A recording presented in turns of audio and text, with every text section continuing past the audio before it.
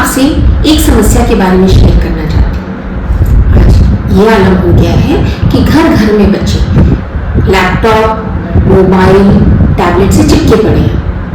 पढ़ाई पे ध्यान नहीं देते। माँ बाप चाहते हैं उसको हटाना तो वो बहुत गुस्सा करते हैं और माँ बाप को बिल्कुल समझ में नहीं आता कि इसको कैसे डील करें। क्या किसी डॉक्टर के पास जाएं, क्या करें?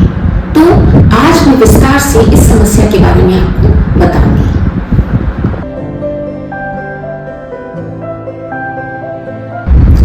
इंटरनेट अचानक से हमारे जीवन में आ गया। हम इसे देख के अचंभित रह गए। पहले ऐसा कुछ भी नहीं था हमारे जीवन में। धीरे धीरे हम इसका बहुत इस्तेमाल करने लगे।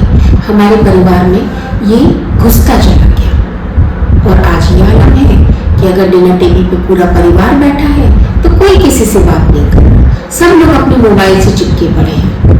अब ये समस्या आई क्यों?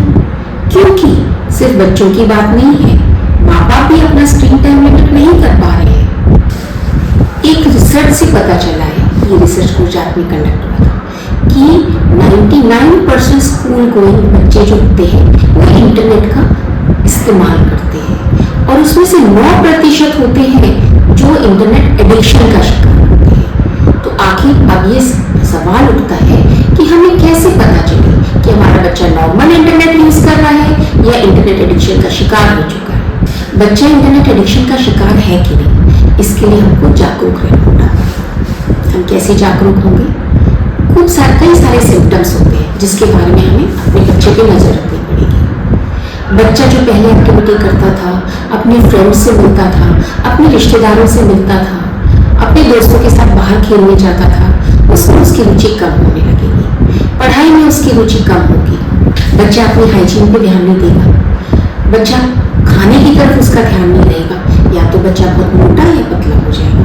मोटा इसलिए होगा कि इंटरनेट का यूज करते समय वो क्या खा रहा है उसको ध्यान ही नहीं है। दुबला इसलिए होने लगेगा कि हो सकता है कि वो इंटरनेट में इतना बिजी हो कि उसको अपने खाने का ध्यान ही नहीं रहे। उसके सिर में दर्द रह सकता है, उसके गले में दर्द रह सकता है, गर्दन में दर्द रह सकता है।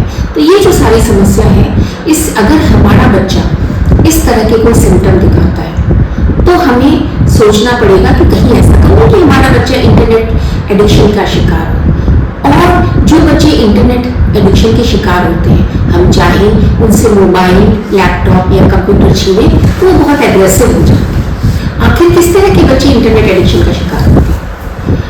उस तरह के बच्चे इंटरनेट एडिक्शन का शिकार होते हैं जिनको ज्यादातर केस में पहले से ही कोई समस्या होती है। उनमें लो कॉन्फिडेंस होता है, कॉन्फिडेंस की उनकी कमी होती है। वो बहुत अच्छे से अपने दोस्तों से बात नहीं कर सकते, पढ़ाई में बहुत अच्छे नहीं होते, टीचर्स भी उनको ज़्यादा ध्यान नहीं देते, या उनको कई बार क्या होता है कि उनके पेरेंट्स भी उनके ऊपर अच्छे से ध्यान नहीं देते। उनको एंजाइटी, डिप्रेशन या अटेंशन डेफिसिट हाइपर एक्टिविटी जैसी चीज़ों की समस्या होती है। अगर बच्चा इस तरह की हीन भावना का शिकार है तो इंटरनेट उसके लिए बहुत अच्छा एस्केप वर्ड होता है। एक क्लिक किया ना उससे और नई एक जादुई दुनिया के साथ वो जुड़ गया और फिर उसको मजा आने लगता है। अब सवाल उठता है कि कितना स्क्रीन टाइम अप्रोप्रिएट होता है। अगर बच्चा हमारा 2 साल से छोटा है तो सिर्फ ग्रैंड पेरेंट्स से बात करने के सिवा, वीडियो चैटिंग के सिवा बिल्कुल भी उसको इंटरनेट नहीं पकड़ाना। अगर बच्चा बड़ा हो जाता है तो कुछ एजुकेशनल पर्पसेस जिससे कि उसका दिमाग रिच होता है, हम इंटरनेट दे सकते हैं।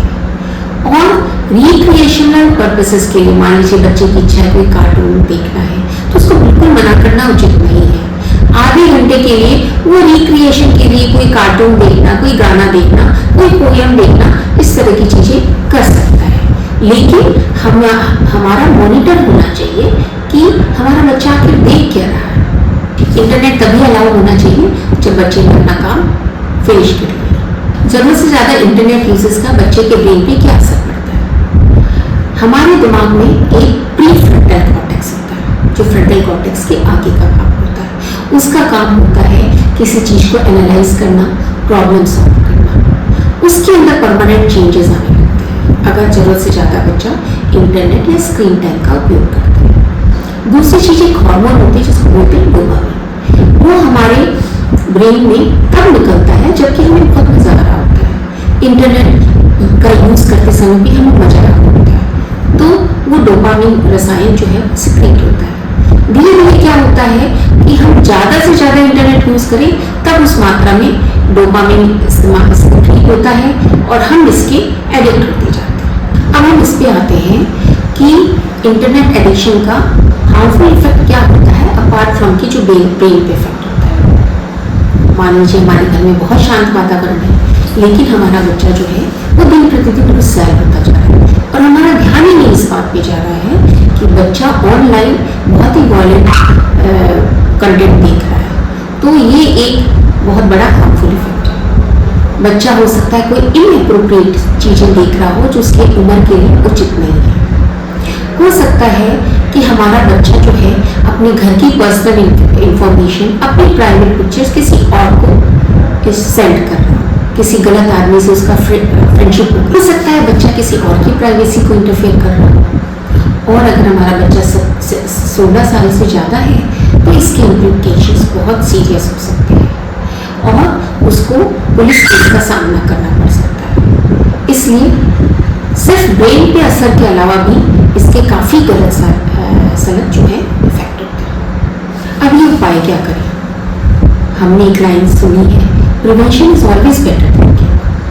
हमें अपने बच्चे का स्क्रीन टाइम बचपन से ही लिमिट करना होगा, उतने घंटे का जितने घंटे तक मैंने आपको पहले बताया। बच्चे को फोर्स नहीं करना है, डिनर टेबल पे या उसके साथ बैठ के उसको चैट करते समय इंटरनेट के नुकसान के बारे में बताना है। हमें बच्चे को क्वालिटी टाइम ज़्यादा देना है। घर में हर तरह के गेम्स जैसे कि लूडो है, चाइनीज चक्कर है, ताश है, पहले हमारे पेरेंट्स खेलते थे, उसको स्टार्ट करना है। हमको अपना स्क्रीन टाइम बहुत कम करना है। अब क्या करना चाहिए हमारा बच्चा अगर ऑलरेडी एडिक्टेड है? क्योंकि इंटरनेट अचानक हमारे जीवन में आया, हमें उसके दुष्प्रभाव के बारे में कुछ पता नहीं चला और समय के साथ एक जनरेशन में काफ़ी बच्चे एडिक्टेड हो गए। अब बच्चा ऑलरेडी एडिक्टेड है तो क्या करना चाहिए? सबसे पहले पेरेंट्स को जब ध्यान आता है तो उनका क्या काम होता है? टैबलेट, कंप्यूटर या मोबाइल उससे छीनने की कोशिश करते हैं। ये हमको कभी नहीं करना है। इसके करने का बहुत ज़्यादा दुष्प्रभाव होगा, रेसिप्रोकल इफेक्ट। बच्चा और ज़्यादा कंप्यूटर और इंटरनेट की तरफ खींचेगा। तब हम क्या कर सकते हैं?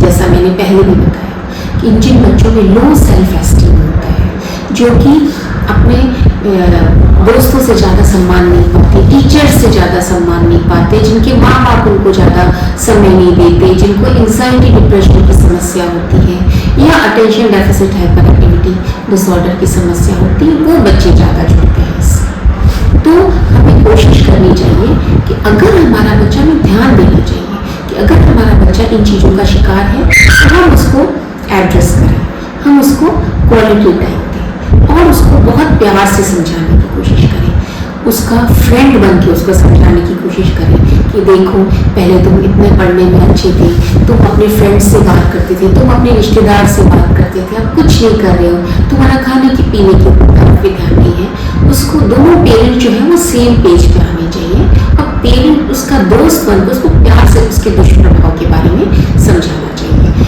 अगर उसको कोई समस्या है एंजाइटी डिप्रेशन के बारे में तो उसको भी एड्रेस करना चाहिए और अगर किसी साइकोथेरेपिस्ट की ज़रूरत पड़े तो उसको लेने में कभी नहीं चलना चाहिए। दूसरा, हमें क्या करना है कि जो कंप्यूटर है, इंटरनेट जो भी है, उसको ऐसे एरिया में रख देना है जहाँ पर सब लोग आते जाते हो। इससे हमारा बच्चा कोई भी इनएप्रोप्रिएट कंटेंट नहीं देख पाएगा। तीसरा, हमको खुद कंप्यूटर से भी होना पड़ेगा और कई पेरेंटल कंट्रोल सॉफ्टवेयर आते हैं, उसके बारे में हमको जानकारी हासिल करनी पड़ेगी जिससे हम अपने बच्चे का इंटरनेट का इस्तेमाल को एड्रेस कर सकें। और बच्चा कोई भी ऐप डाउनलोड कर रहा है, कोई भी गेम डाउनलोड कर रहा है, आपकी उस पर नज़र होनी चाहिए। बिना आपकी परमिशन के लिए उसको कुछ अलाउड नहीं होना चाहिए डाउनलोड करने का। तो ये सारी चीज़ें थी जो मुझे समझ में आई, मैंने आपसे शेयर की। होप कि आप इसको लाइक करेंगे और मेरे चैनल को लाइक और सब्सक्राइब करेंगे। धन्यवाद।